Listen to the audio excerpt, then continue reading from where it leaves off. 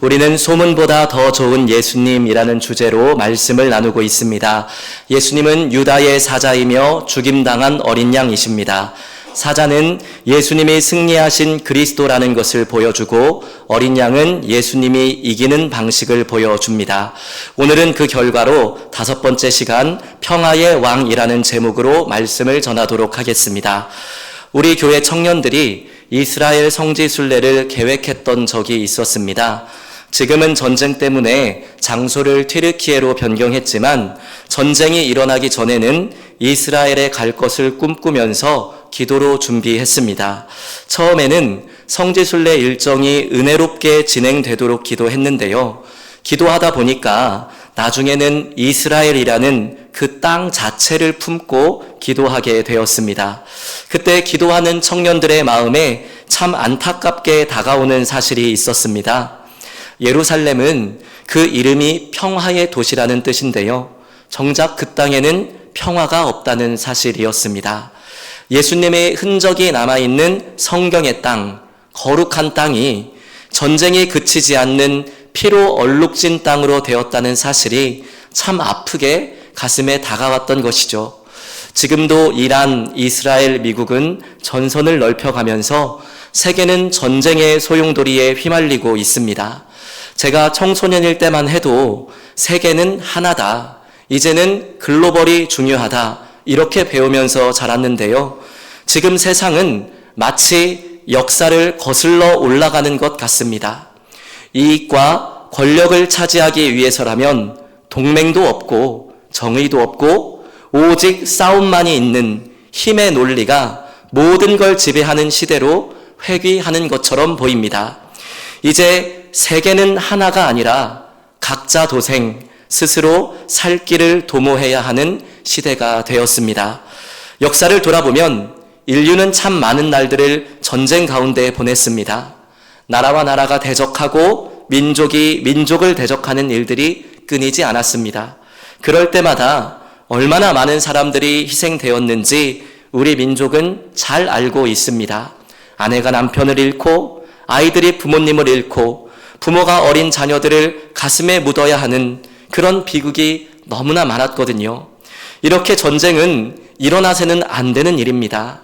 그런데 인류는 2차례의 세계대전을 겪고 나서도 여전히 똑같은 잘못을 반복하는 가운데 있습니다.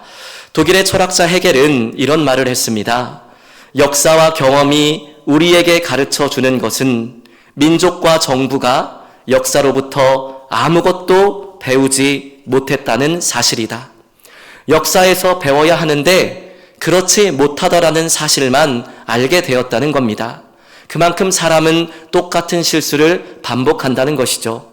그리고 그 모습을 우리는 매일 아침 뉴스를 통해 확인하고 있습니다. 그래서 우리가 사는 시대는 정말로 평화가 절실하게 요청되는 시대입니다. 그런데 이런 전쟁과 다툼이 과연 국가와 국가 사이에만 있는 일일까요? 그렇지 않습니다. 가정에도 크고 작은 전쟁이 있거든요. 남편과 아내 사이에, 부모와 자녀 사이에 크고 작은 갈등과 다툼이 있습니다. 가족 관계를 다루는 심리 상담 전문가가 출연하는 프로그램들이 있어요. 이런 프로그램들이 이렇게 오랫동안 인기를 끄는 이유가 무엇일까요? 이혼에 대해 다루는 프로그램이 꾸준한 시청률을 보이는 이유는 무엇일까요? 혹시 그만큼 우리 사이에 평화가 없기 때문은 아닐까요? 크고 작은 다툼과 상처로 얼룩진 세상 속에서 어디선가 참된 평화를 찾고 싶은 사람들의 마음이 방송에 대한 시청률로 나타나고 있는 건 아닐까요? 사람들이 여기저기에서 평화를 찾고 갈구하고 있음에도 여전히 이 땅에는 평화가 없고 다툼이 끊이지 않는 이유는 무엇일까요? 원래 하나님께서 창조하신 세계에는 다툼이 없었습니다. 사람은 하나님을 기뻐하고 하나님의 말씀 안에서 참된 평화를 누리며 온 피조 세계가 함께 어울려 살았습니다. 그런데 언제 다툼이 생겨났습니까? 사람이 하나님의 말씀을 떠나서 선악과에 손을 대고 죄를 지을 때부터였거든요.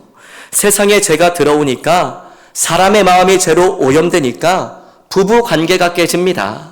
아담은 하와를 가리켜서 내 뼈 중에 뼈요 살 중에 살이다, 이런 아름다운 고백을 했는데요. 선악과에 손을 댄 다음부터는요, 하와를 부르는데 하나님이 내게 주신 저 여자, 그가 이런 일을 했다, 서로 책임을 떠넘기는 이런 못난 모습을 보이거든요. 사람이 죄를 짓고 나니까요, 가인이 동생 아벨을 쳐 죽이는 이런 형제관계, 가족관계에 파탄이 일어나는 겁니다. 여러분, 하나님과의 평화가 깨지면 사람과의 평화도 깨지는 것이죠. 평화는 서로 대화하고 양보하는 협상의 문제를 넘어서 인간의 죄성이 관계되어 있는 영적인 문제라는 것을 성경을 통해 확인할 수 있습니다. 인간 내면에 깊이 뿌리 박힌 죄의 성향을 해결하고 하나님과의 평화를 이룰 때에만 사람 사이에 진정한 평화도 누릴 수가 있는 것입니다. 때로는 우리가 교육을 통해 조금 더 괜찮은 사람이 될 수 있을지는 모릅니다. 때로는 돈으로 품위 있게 살 수 있고, 때로는 훈련과 자기 수양으로 조금은 더 교양 있는 삶을 살 수 있을 수도 있습니다. 하지만 인간의 본성, 죄로 오염된 악한 본성 자체는요, 수천 년 전의 로마 시대나 오늘이나 동일하다는 것이죠. 인간은 여전히 그때처럼 더 많이 벌기 위해 살고, 여전히 그때처럼 더 많은 쾌락을 즐기고 싶어 하고, 여전히 더 인정받고 높은 자리에 올라가기 위해 서로 시기하고 다투며 살아가고 있다는 것입니다. 시대는 변했지만 사람의 본성은 하나도 변하지 않았다는 거죠. 그래서 죄인이 모인 곳엔 평화가 없고, 거기에는 언젠가 다툼과 분쟁의 소식이 들리게 되어 있는 것입니다. 그런데 이렇게 평화를 상실한 우리에게 성경은 참 좋은 소식이 있다고 말씀합니다. 스스로 평화를 이룰 수 없는 우리를 위해서 하나님의 아들 예수 그리스도께서 이 땅에 오셨다는 것입니다. 본문 마가복음 11장 1절과 2절 말씀을 다시 읽어보도록 하겠습니다. 그들이 예루살렘에 가까이 와서 감람산 벳바게와 베다니에 이르렀을 때에 예수께서 제자 중 둘을 보내시며 이르시되 너희는 맞은편 마을로 가라.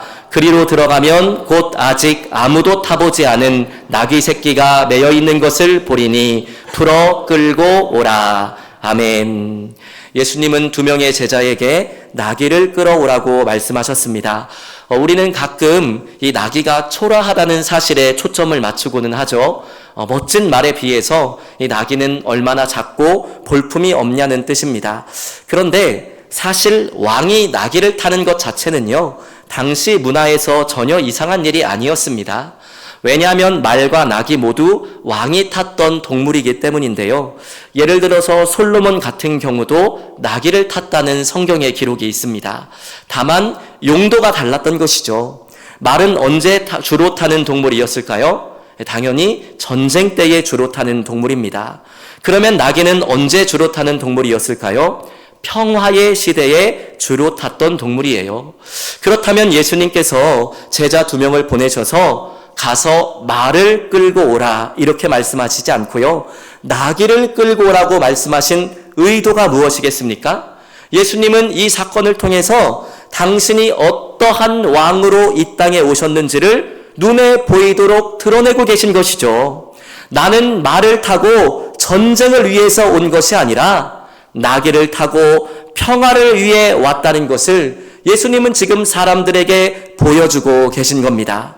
그래서 예수님은 그냥 왕이 아니라 평화의 왕으로 이 땅에 오신 분입니다. 예수님께서 태어나셨을 때 들판에 있는 목자들에게 소식이 전해지는데요, 호련히 천군 천사들이 나타나서 하나님을 찬송합니다. 그때 그들이 이렇게 찬송합니다. 누가복음 2장 14절 말씀을 함께 읽어보도록 하겠습니다. 지극히 높은 곳에서는 하나님께 영광이요 땅에서는 하나님이 기뻐하신 사람들 중에 평화로다 하니라. 아멘. 하나님께는 영광이고 땅에서는 사람들에게 무엇입니까? 평화라는 것이죠. 예수님은 무엇보다 하나님이 기뻐하시는 사람들의 평화를 위해서 이 땅 가운데 오신 분입니다. 지난주에 제가 우연히 기독교 방송 한 편을 보았습니다. 제가 원래 기독교 방송을 잘 안 보거든요. 재미가 없더라고요. 그래서 잘 안 보는데 그걸 알면서 설교를 재미없게 해서 죄송한 좀 마음이 들어요. 그런데 어떻게 된 일인지 그날따라 그 방송이 눈에 탁 띄더라고요. 그래서 제가 그 방송을 아내와 같이 보았습니다. 어떤 성도님의 간증이었는데요. 이분이 어린 시절에 형님이 연탄가스에 중독이 돼서 사경을 헤맨 겁니다. 아버지가 너무 다급하니까 그냥 무릎 꿇고서 하나님 앞에 서원 기도를 한 거예요. 하나님, 이번에 이 아들을 살려주시면 제가 하나님 앞에 선교사로 헌신하겠습니다. 그런데 정말 기적적으로 하나님께서 이 첫째 아들을 살려주신 겁니다. 그 이후로 아버지가 사업하는 모든 걸 다 정리하고 그때부터 신학을 공부해서 아프리카의 가나 선교사로 떠난 거죠. 여러분, 낯선 선교지에서 이제 신학을 막 공부한 사람이 처음으로 선교를 감당하는데 얼마나 힘이 들었겠어요. 또 해야 되는 일들은 얼마나 많았겠습니까? 자녀들과 함께 보낼 시간이 없는 거고요. 자녀들에게 사랑을 표현한다. 그거는 그냥 사치였던 거예요. 생존의 문제인 겁니다. 선교를 하려면 든든한 동역자들도 좀 모집하고 그리고 정기적으로 후원을 해주는 그런 교회도 알아봐야 되는데 이 아버지가요, 다른 사람에게 손 벌리는 일을 못하는 거예요. 그리고 이제 신학을 마쳐서 처음 선교를 하다 보니까 이거 어떻게 해야 되는지도 잘 모르는 거죠. 후원을 많이 받는 다른 선교사님들의 자녀들을 보면 전부 다 거기서 국제학교를 다니고 있는데 이 간증을 하는 성도님만 이 현지인이 다니는 그 현지 아이들의 학교에 똑같이 다니는 겁니다. 가난하니까 학비가 없는 거예요. 그럴 때마다 아버지가 너무 답답한 거죠. 이해가 안 되는 겁니다. 그리고 어느 순간부터는 점점 이 아버지를 미워하는 마음이 마음속에서 점점 이제 커져만 갔던 거예요. 그러던 2009년에 이 아들이 간증하신 분이죠. 척수에 종양이 발견되어서 수술을 받기 위해 한국으로 귀국을 합니다. 수술날 아침이 됐는데 가나에 있는 아버지 선교사님에게 전화가 온 거예요. 그때 아버지는 이 예배당을 짓기 위해서 손수 벽돌 한 장 한 장을 쌓는 그런 일을 하고 있었는데 그 먼지가 뽀얀 공사 현장에서 벽돌 몇 개 놓고 그 위에 앉아서 그리고 성경책 한 권 펼쳐놓고 전화를 하신 겁니다.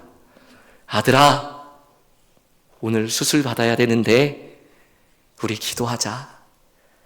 그 이야기를 듣는데요, 이 아들의 마음에 하나님의 음성이 들리더래요.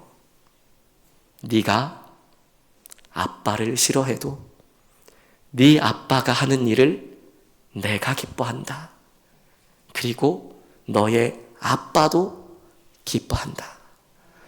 바보처럼 늘 고생만 하는 이 아버지의 모습이 너무 답답하고 참 싫고 밉기만 했었는데 그런 아버지의 일을 그리고 아버지를 하나님께서 기뻐하신다는 그런 음성을 들려주시는 거예요. 그 음성을 듣는데 아버지에 대한 미움이 정말 눈 녹듯이 사라지더랍니다. 그리고 하나님께서 기뻐하시는 내 아버지가 그렇게 자랑스럽게 느껴지더래요. 엉엉 울면서 아버지에게 고백을 했답니다. 아버지를 이 세상에서 진심으로 가장 존경합니다. 아버지의 아들로 태어난 것을 하나님께 감사드립니다. 그러면서 이 하나님과 예수님의 관계가요, 선교사로 헌신한 아버지와 자신의 모습과 겹쳐서 이해가 되었대요. 예수님은 아버지 하나님의 뜻에 따라 그 험한 길을 묵묵히 걸어가셨잖아요. 그런데 자신은 아버지의 뜻에 동참하기 위해서 그렇게 살지를 못했던 거예요.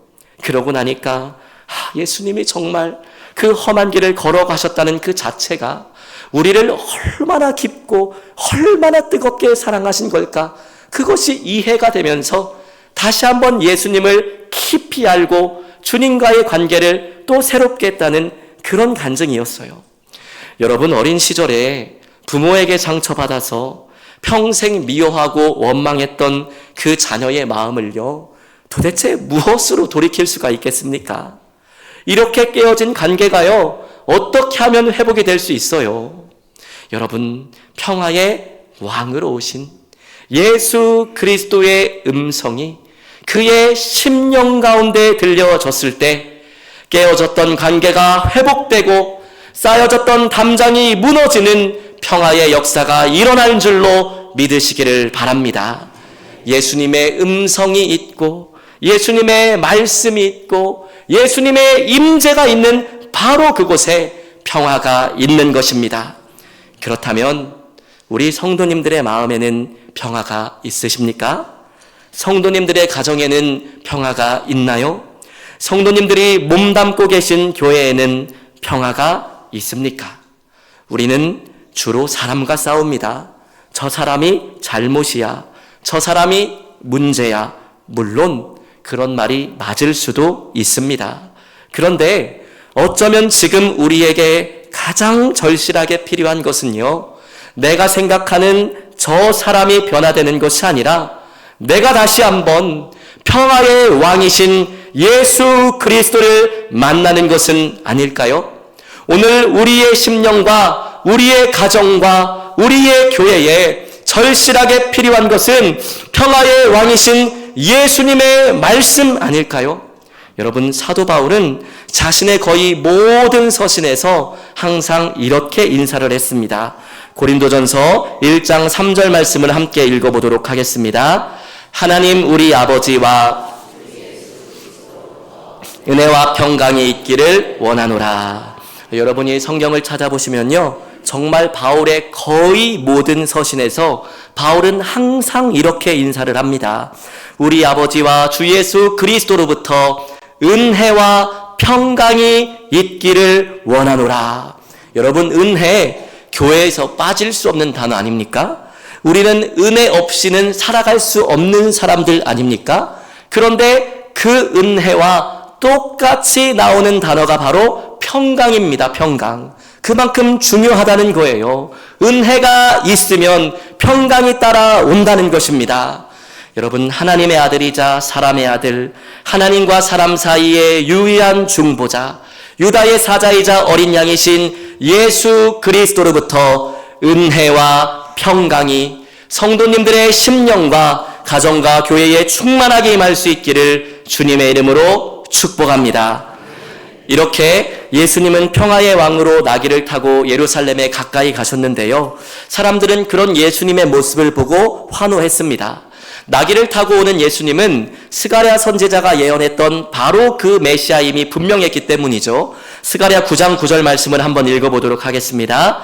시온에 따라 크게 기뻐할지어다. 예루살렘에 따라 즐거이 부를지어다. 보라, 내 왕이 내게 임하시나니 그는 공의로우시며 구원을 베푸시며 겸손하여서 나귀를 타시나니 나귀의 작은 것 곧 나귀 새끼니라. 아멘. 예수님은 더 이상 자신이 메시아라는 걸 숨기지 않으셨습니다. 공개적으로 드러내시면서 예언의 말씀을 이루기 위해 나귀의 새끼를 타셨던 거죠. 이런 모습을 보고 사람들은 환호했던 것이고 예수님을 승리자로, 구원자로 영접했던 것입니다. 사람들의 기대가 절정에 다다랐던 것이죠. 본문 마가복음 11장 8절에서 10절 말씀을 함께 읽어보겠습니다. 많은 사람들은 자기들의 겉옷을, 또 다른 이들은 들에서 벤 나뭇가지를 길에 펴며 앞에서 가고 뒤에서 따르는 자들이 소리 지르되 호산나 찬송하리로다. 주의 이름으로 오시는 이여 찬송하리로다. 오는 우리 조상 다윗의 나라여 가장 높은 곳에서 호산나 하더라. 아멘. 여기서 의미심장한 표현이 있죠. 우리 조상 다윗의 나라여.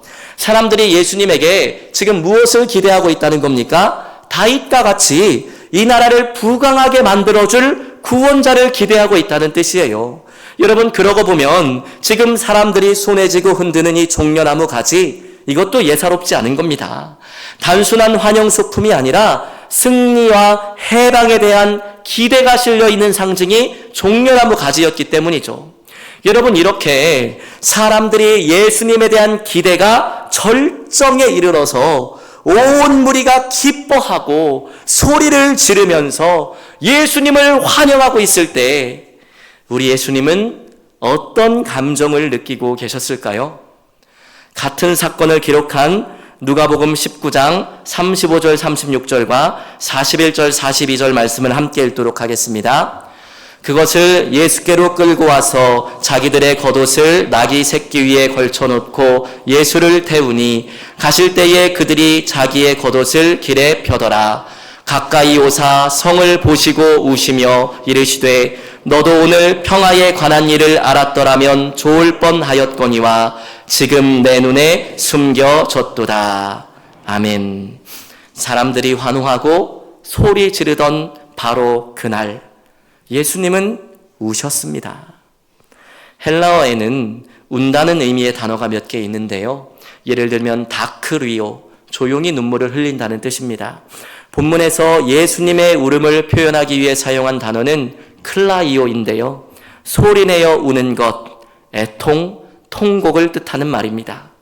사람들이 환호하는 바로 그 성에서 예수님은 애통하며 통곡하셨어요.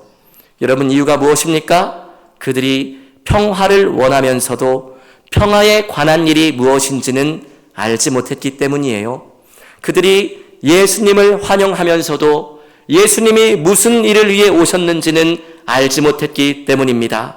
사람들은 평화를 원했고 평화의 왕이신 예수님이 평화의 도시 예루살렘에 오셨지만 예수님은 그들이 바라고 기대했던 분이 아니었습니다.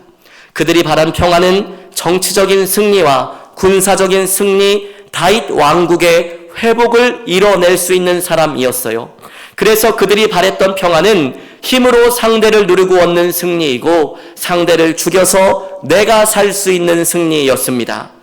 그런데 예수님은 사자 같은 모습으로 오시지 않고 어린 양 같은 모습으로 오신 거죠. 이스라엘 국토의 회복이 아닌 하나님과 인간 사이의 평화를 회복하기 위해 오셨습니다. 로마를 정복하기 위해서가 아니라 죄와 죽음을 정복하기 위해서 오셨습니다. 사람들은 평화를 꿈꾸고 환영했지만 하나님이 주실 평화가 무엇인지는 몰랐어요. 그래서 평화의 왕이신 예수님을 환영한다고 입술로는 고백하면서도 결국 그분을 십자가에 못 박는 사람들이 되었습니다. 평화를 원했던 그들은 역설적이게도 평화의 왕을 죽이고 말았던 것이죠. 사람들이 예수님에게서 희망을 보고 있을 때에 예수님은 그들의 모습에서 예루살렘의 멸망을 보셨습니다. 사람들이 예수님에게 로마에 대한 승리를 기대하고 있을 때 예수님은 자신이 십자가에서 아무 저항 없이 죽을 것을 보고 계셨습니다. 나귀를 타고 예루살렘 성에 들어가시는 예수님과 앞뒤에서 환호하는 무리들의 떠들썩한 모습은 멀리 하늘에서 보면 한편의 희극과 같이 보였을 것입니다. 그러나 가까이서 자세히 들여다보면 그것은 희극이 아니라 비극의 장면이었습니다. 평화를 기대했음에도 평화의 왕을 몰랐던 사람들, 하나님의 평화가 아닌 자기 마음에 드는 평화만 추구하는 사람들 때문입니다. 예루살렘에 가까이 가셔서 통곡하셨던 예수님의 눈물은 오늘 우리의 삶과 신앙을 돌아보게 합니다. 예수님께서 내 마음 가까이 오사 보시고, 그때 주님의 표정은 어떤 모습일까요? 예수님께서 우리 가정 가까이 오사 보시고 그때 주님의 얼굴은 어떤 모습일까요? 예수님께서 우리 교회 가까이 오사 보시고 그때 주님의 표정은, 감정은 어떤 감정일까요? 우리 마음과 삶에 가까이 오신 주님과 그 주님을 환영하는 우리의 모습은 오늘날 하나님 보시기에 희극입니까? 아니면 비극입니까? 오늘 말씀을 어떻게 적용해 볼 수 있을까요? 첫째로, 사람과의 갈등 속에서 하나님과의 관계를 먼저 점검하시기를 바랍니다. 사람과의 관계 때문에 힘겨운 분들이 계실 겁니다. 가정이든 직장이든 교회든 크고 작은 갈등과 다툼 속에 있는 분들이 계실 거예요. 여러분, 그럴 때 우리는 쉽게 너무 빨리 결론을 내립니다. 저 사람이 문제다. 저 사람이 달라져야 한다. 그런데 오늘 말씀은 우리에게 이렇게 이야기합니다. 먼저 하나님과의 관계를 돌아보라. 먼저 하나님 앞에 서 보라. 하나님과의 관계가 회복될 때 사람과의 관계를 회복할 수 있는 힘과 지혜도 함께 주어지는 것입니다. 내 마음에 은혜가 임할 때에 평화를 이룰 수 있는 능력도 생겨나는 것입니다. 그러므로 여러분, 먼저 나는 하나님과 평화를 누리고 있는가? 하나님과의 관계는 막혀 있지 않은가? 이 질문 앞에 한 주간 서 보시기를 바랍니다. 둘째로, 내가 원하는 평화가 아니라 주님이 주시는 평화를 붙잡으시기를 바랍니다. 우리는 평화를 원합니다. 문제가 해결되기를 원하고요. 상황이 달라지기를 원합니다. 그런데 오늘 본문이 보여주는 것이 무엇입니까? 사람들은 평화를 원하면서도 자기 방식의 평화를 원했다는 것이죠. 그래서 평화의 왕이 오셨는데도 그분을 알아보지 못하는 비극을 겪었다는 겁니다. 여러분, 혹시 우리의 모습도 비슷하지는 않습니까? 내가 원하는 방식, 내가 기대하는 결과, 내가 생각하는 문제 해결, 이것만 붙잡고 서로가 살아간다면요, 거기에는 평화가 있을 수가 없습니다. 참된 평화는 내가 고집해서 만드는 것이 아니라요, 주님께서 주님의 뜻을 이루실 때에 임하게 되는 것입니다. 여러분, 그래서 우리가 붙잡고 끝까지 고수해야 될 것은 내 뜻과 계획이 아니라 주님의 뜻과 계획인 줄로 믿으시기를 바랍니다. 이와 관련해서 셋째로, 담임 목사님 청빙 과정에 있는 우리 교회의 상황에 비추어 한 가지를 나누도록 하겠습니다.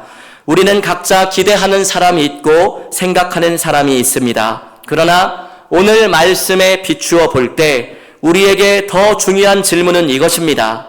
내가 원하는 사람이냐가 아니라 하나님이 원하시는 사람이냐입니다. 우리가 만약 각자의 생각만 붙잡고 주장한다면 그곳에는 평화가 없습니다. 그러나 우리가 하나님이 무엇을 기뻐하시는지 함께 구하고 그 뜻 앞에 겸손히 서게 된다면 바로 거기에 평화가 있는 것입니다. 그래서 지금 우리에게 필요한 것은 더 많은 말들이 아니라 더 깊은 기도입니다. 하나님의 뜻이 무엇인지 이번 청빙 과정을 통해 우리 교회에 나타내 주시옵소서.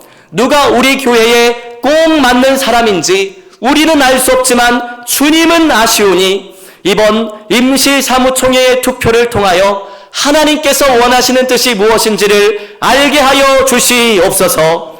여러분, 사람을 세우고 세우지 않는 것은 사람의 말과 전략에 달려있는 것이 아니라 성경은 하나님께 속한 것이라고 말씀하고 있습니다. 그러므로 여러분, 우리 이 모든 결과를 믿음으로 하나님께 맡길 수 있기를 바랍니다. 하나님은 항상 우리 교회를 가장 좋은 길로 인도해 주셨습니다. 94년의 평화를 지켜주셨습니다. 이번에도 가장 좋은 길로 우리에게 투표를 통하여 응답해 주실 줄로 믿습니다. 남은 한 주 동안 사람과 이야기하는 것보다 하나님과 말하는 기도가 더욱 많아질 수 있기를 바랍니다. 예수님께서 교회의 머리가 되시고 우리 교회를 바른 길로 인도하신다는 것을 믿는다면 우리는 각자의 생각과 기대를 내려놓고 주님의 뜻이 이루어지기를 구해야 합니다. 그럴 때 우리 교회 가운데 참된 평화가 임하게 될 줄로 믿습니다. 교회는 한 명이 죽어야 다른 한 명이 사는 곳이 아닙니다. 교회의 머리는 예수 그리스도이고 우리 모두는 그 몸을 이루고 있는 지체이기 때문입니다. 우리가 한 몸이라면 상대방이 살아야 나도 사는 것입니다. 상대방이 잘 되어야 그것이 곧 내가 잘 되는 길인 것입니다. 우리는 이겨야 할 관계가 아니라 함께 돕고 서로 살아야 할 공동체임을 믿으시기를 바랍니다. 예루살렘 사람들이 자기의 기대만 쫓다가 평화의 왕이신 예수님을 놓쳐버린 실수를 우리는 반복하지 마시길 바랍니다. 예루살렘 평화의 도시가 정작 평화가 없는 곳이 되어버린 현대의 비극을 따라가지 않기를 바랍니다. 나의 기대보다는 주님의 뜻이 이루어지는 겸손함을 구해서 우리 마음 안에, 우리 교회 안에 강물 같은 주님의 평화가 넘쳐 흐르기를 평화의 왕 예수 그리스도의 이름으로 축복합니다. 아멘.